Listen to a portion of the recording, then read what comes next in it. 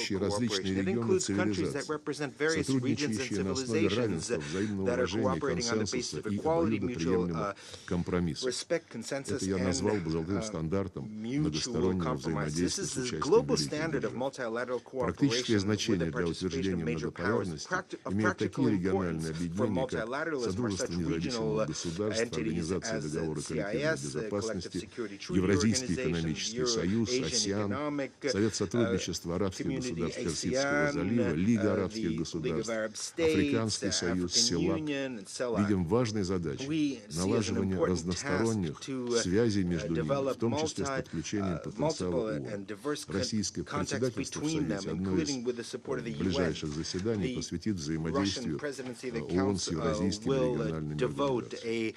Уважаемые коллеги, выступая 9 июля на парламентском форуме БРИКС в Санкт-Петербурге, Владимир Путин сказал, становление мироустройства, отражающего реальный баланс сил, процесс сложный и во многом даже болезненный. Конец цитаты. Дискуссии на эту тему, мы считаем, должны выстраиваться без скатывания в бесплодную полемику на основе трезвого They should be based on a sound analysis of all the range of factors. First and foremost, it's important to restore professional diplomacy, culture of dialogue, the ability to hear and to listen, maintain channels of crisis communication. Depending on whether politicians and diplomats can formulate something like a vision of the future, millions of lives will depend on them. Whether our world will be multilateral and just it depends on member states. The foundation is the Charter of the United Nations. If everyone follows its letter and spirit, then the United Nations is capable of overcoming current divergences and to reach a common denominator on most issues. The end of history did not take place. Let's work together in the interest of the beginning of history of true multilateralism that reflects all the richness of cultural and civilizational diversity of the peoples of the world. I invite everyone to a frank discussion. Of course, it has to be an honest one. Thank you very much. I resume my function of the President of the Council. И предоставляю слово члену Федерального совета и начальнику Федерального департамента иностранных дел Швейцарии, его превосходительству господину Игнацио Кассис.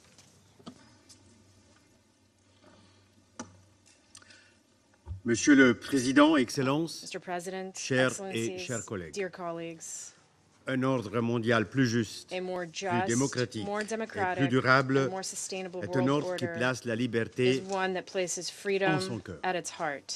Or, l'histoire nous montre qu'il n'existe aucune liberté absolue. Si la liberté est essentielle pour vivre en société, elle n'est assurée que lorsque celle-ci est protégée par des règles de principe, des règles de droit. Le droit à la liberté ne peut exister qu'avec le devoir et la responsabilité. Il y a plus de 75 ans, en adoptant la Charte des Nations Unies et la Déclaration universelle des droits de l'homme, nous avons tiré les leçons de l'histoire de la première moitié du XXe siècle, notamment des deux guerres mondiales. Ces normes universelles ont permis de bâtir un monde dans lequel la force made it possible to build a world in which the force of law would eventually prevail over the law of force. And it is in particular the prohibition of the use of force, a genuine paradigm shift in international law, when the world previously believed in the idea of a just war, that was placed at the heart of our charter. Since the adoption of the Charter, we, the peoples of the United Nations, have stone by stone built the foundations of our universal commitments. And we have tried together to build a better world, one with less poverty, controlled epidemics, humanitarian assistance for those in need. Beaucoup d'entre nous ont baigné dans un optimisme nourri par l'esprit du plus jamais ça. À la chute du mur de Berlin, nous avons cru que les idéaux basés sur les principes de la Charte allaient définitivement s'imposer. Or, force est de constater que nous n'avons pas réussi à maintenir le cap. Notre optimisme s'est heurté au mur impitoyable du réalisme. Et pourtant, And Nous yet, savions que l'histoire we n'est pas know linéaire that history is not linear, et que l'être humain a cette fâcheuse and tendance that human à beings répéter les mêmes have an erreurs. unfortunate tendency to repeat the same Le mistakes. protectionnisme, le Protectionism, nationalisme, nationalism, symptômes de ce malaise global symptoms of this illustrent global un malaise gigantesque manque de confiance illustrate a gigantic entre les lack humains. of trust between humans. Les guerres, la pauvreté, Wars, la poverty, désinformation et des misinformation, visions géopolitiques and geopolitical difficilement visions that are conciliables difficult to gagnent du reconcile terrain dans le monde are entier. gaining ground all over the world. Ainsi, l'Ukraine est Ukraine, dévastée for par une example, agression has been militaire devastated by military depuis plus de aggression 2 for ans, over 2 en years violation flagrante de in la Charte. flagrant violation of the Charter. Depuis plus d'un an, le Soudan For more than a est year, à nouveau en Sudan proie has à une once guerre again been in the civile. grip of a civil war. Et, mesdames et messieurs, And, ladies and gentlemen, 75 ans 75 d'engagement years of multilatéral multilateral n'ont engagement pas encore apporté have la yet paix. to bring peace Proche-Orient. to the Middle East. Oui, le multilatéralisme est Multilateralism mal en point. is ailing. Si les Nations Unies nous semblent aujourd'hui trop faibles, If the United Nations c'est parce seems qu'elles too weak reflètent to la us trop today, it is faible because it volonté de tous les reflects États membres, the d'obéir, too de little willingness on the respecter part of all member states to la obey loi, the law du of devoir duty qu'ils se sont volontairement imposés. that they have voluntarily Nous devons retrouver subjected l'élan themselves qui a fait to. le We ciment must regain de the notre momentum communauté. that has held our community together for so long. Monsieur le Président, Mr. en mai President, 2023, in ici May même, j'ai présidé un 2023, débat sur in le this very rôle de la chamber, I chaired a confiance debate on entre les the États. role of trust between La states. confiance est un élément clé pour que le Conseil Trust puisse is accomplir a son key mandat. element if this council is to fulfill its Pour mandate. renforcer la confiance, To build nous devons trust, rechercher davantage le dialogue, We need to seek out more surtout en dialogue, cas de division. especially when there are divisions. Rechercher et créer le dialogue Seeking out exige and parfois, creating dialogue sometimes requires créativité. creativity parfois de la prise de risque. and risk-taking. En organisant il y a un mois une conférence When we internationale organized sur an la paix en international Ukraine, conference on peace notre in Ukraine a objectif month était ago, our aim précisément was precisely d'établir la to build confiance à trust travers le through dialogue. dialogue. En Suisse, In pendant Switzerland, 2 jours, for 2 days, une centaine de délégations ont around 100 échangé sur les chemins delegations possibles discussed vers la paix. possible paths to peace. Nous n'étions de loin pas tous By d'accord, no means did sur we all ces agree chemins on vers these la paix. paths to peace. mais nous nous sommes efforcés d'établir une base But we de tried confiance to pour progresser. establish a basis of trust on which to move Et nous forward. offrons des lieux de dialogue pour d'autres And we are discussions, providing comme a forum actuellement pour le for Soudan sous l'égide de l'ONU Other à discussions, Genève, such as ou the one currently auparavant dans le taking place contexte on Sudan du under Yémen. the auspices of the UN Geneva, or the one that took place La Suisse, earlier in the pays context of dépositaire des Yemen. conventions de As the Genève, depositary of the est prête Geneva à Convention, prendre Switzerland ses is ready to shoulder responsabilités its pour responsibilities un ordre mondial basé sur le droit humanitaire. to achieve a world order based on humanitarian Alors que law. nous commémorons As le we mois prochain commemorate les 75 ans des conventions The de Genève, 75th anniversary of the et Geneva j'espère Conventions d'ailleurs next month, vous accueillir and I hope toutes et tous en to Suisse pour welcome cette you all to commémoration Switzerland for importante. this important Il est commemoration. grand temps de réaffirmer It la is validité high universelle time to reaffirm the universal droit validity of international international humanitarian law. Fin octobre, At the la end of Suisse accueillera October, la 34e Switzerland will conférence host the internationale de la 34th International Croix-Rouge Conference of the et du Red Croissant Cross Rouge à and Red Genève, Crescent in Geneva, avec comme devise under the motto, gérer l'incertitude, managing renforcer uncertainty, l'humanité. strengthening humanity. L'objectif de cette conférence est d'améliorer la réponse The aim of this humanitaire conference à is travers to un dialogue improve efficace. humanitarian response through effective dialogue.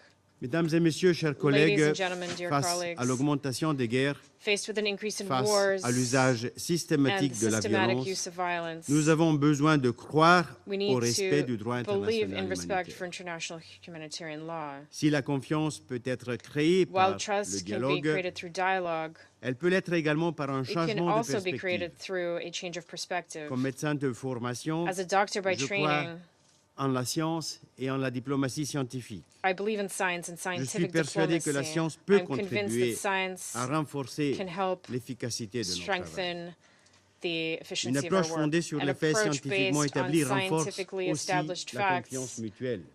also strengthens mutual trust. Elle offre la It possibilité makes it d'anticiper possible les risques et les to opportunités pour la paix. anticipate risks and opportunities for peace. Lors de notre présidence au Conseil During our en presidency octobre of the de cette council année, in October nous of allons this proposer year, une réunion we sur will le be potentiel proposing de la a meeting diplomatie on scientifique. the potential of science diplomacy. Chers et chers collègues, Dear colleagues, à nous It is up to us, the members of this council, to live up to the responsibility that we have been entrusted, whether by the General Assembly or by the history of our common humanity. I thank you. I thank His Excellency, Mr. Ignacio Cassis, and I give the floor to the Director of the Department of Multilateral and Global Affairs, Ministry for Foreign Affairs and International Cooperation, and Ambassador to the Caribbean Community of Guyana, His Excellency, Mr. George Talbot. Mr. President, Excellencies, I thank the Russian Federation for convening today's open debate and welcome the opportunity for collective introspection and frank assessment of multilateral cooperation in the interest of a more just, democratic, and sustainable world order. In Guyana's view, such an order is exactly what was envisaged when the United Nations Charter was crafted. The critical ingredients can be found in the preamble to the Charter. A world free from the scourge of war. One where there is respect for fundamental human rights and the dignity and worth of the human person. Where men and women and nations large and small enjoy equal rights. Where there is justice and respect for international law and the obligations flowing therefrom, and a world that fosters for all peoples better standards of life in larger freedom. The United Nations Charter, embodying as it does the fundamental